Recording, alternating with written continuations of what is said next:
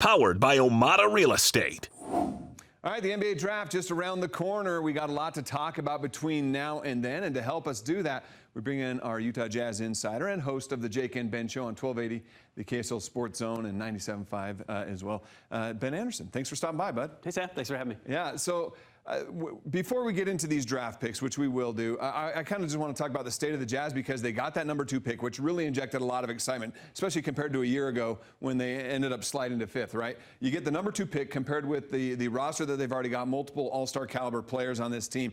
This really feels like this is the window opening, beginning to open for another team to be a perennial contender in the postseason. Yeah, the Jazz went out and got Jaren Jackson Jr. thinking that, that was going to be the core piece alongside Lauri Markkanen and Keontae George and Ace Bailey, Walker Kessler, assuming he comes back.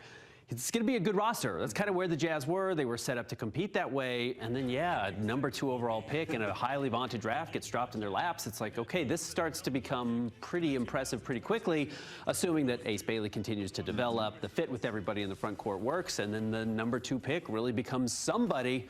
And again, the Jazz haven't drafted this high since 1980. Like, it's pretty exciting. Yeah, no kidding. All right, and with that #2 pick, it really feels like the Jazz don't necessarily have any specific need. They can take the best player available on their draft board. The question is, who is that player? Okay, so we're going to break down these top 4 picks that a lot of people have in the top 4 of the draft. We'll begin with AJ Dybansta, obviously a guy that we've gotten to know over the last couple of years, playing at Utah Prep and then BYU.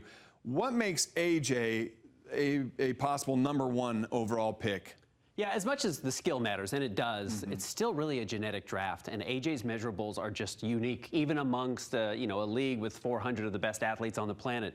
He's 6'9". He's got a 42-inch vertical. I mean, we are talking about the best of the best physical specimens in the NBA. AJ's got those types of measurements. I mean, I don't know if he's ever going to be as strong as LeBron James, who looks like Karl Malone in his prime and also has the athleticism, but AJ's athleticism is really going to jump off the screen, and it did while he was at BYU. He's able to make things happen on the court with his length and his athleticism and his explosion that just not many people on the planet can. So there's value there. And then on top of it, it's the ball handling. With some basic passing. He's not an elite level passer, but he understands that if the help's coming here, I'm going to pass there, give it to the vacated space. So, and then on top of that, the mid-range shooting, the finishing at the rim is really impressive.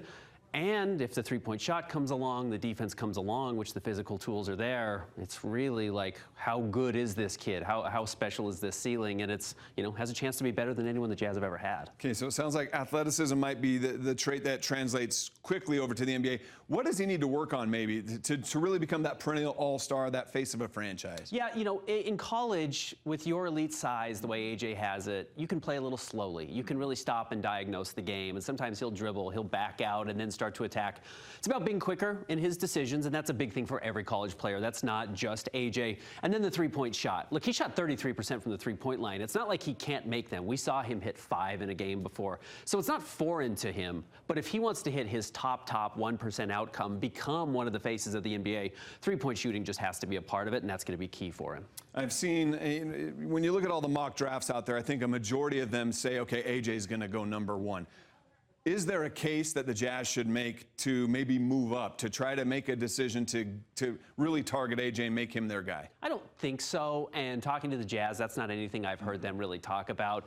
It does seem like #2 is where they're expecting to be picking on draft night. Now, look, if medicals come in and they start to get an understanding that going into draft night, they're not really comfortable with anybody else at this point in the draft, and they don't think the value is there, which would be very surprising, but things happen. I could see the Jazz being aggressive and trying to move up to #1, but I don't think you're looking at a crazy package people have talked about, including Ace Bailey. Like, that's not going to happen. The Jazz love Ace. And truthfully, I mean, there's still a chance Ace Bailey becomes a better player than any of the prospects the Jazz are looking at, even with the #1 overall pick. So it could happen. I'm just not betting on it. Okay, since we are talking about AJ, we'll play the scenario that he does fall to #2. Let's say the Jazz take him there at #2. How does he fit with this current Jazz roster? It's not a perfect fit. He's not a true 2-guard, which is probably the space where the Jazz have a vacancy right now. And Ace Bailey was a little bit pigeonholed into that spot as well. He's more of a 3 also. So I'm not sure it's perfect, but AJ's a pretty good ball handler. We talked about his passing already. That's better than Ace's was coming out of college. But the size is really, really impressive because you have a Walker Kessler, a Jaren Jackson Jr., a Lauri Markkanen, 3 near 7-footers in the front court.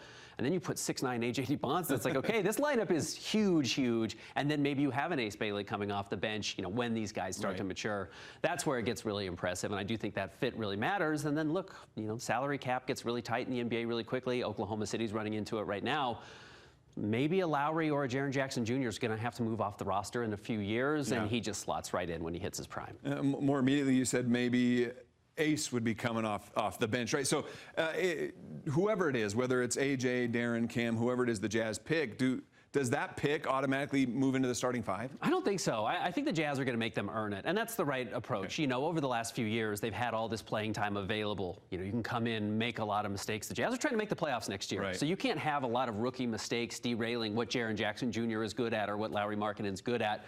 Yeah, you've got to have them come in, earn their spot. It might only be 15 or 20 minutes a night early on, and then mid-season, later in the season, they start to find their role. Okay, if it's not AJ, it could be Darren Peterson, it could be Cam Boozer. We're going to talk about those two guys coming up in the coming weeks as we get closer to the draft. Thanks a lot, Ben. My pleasure.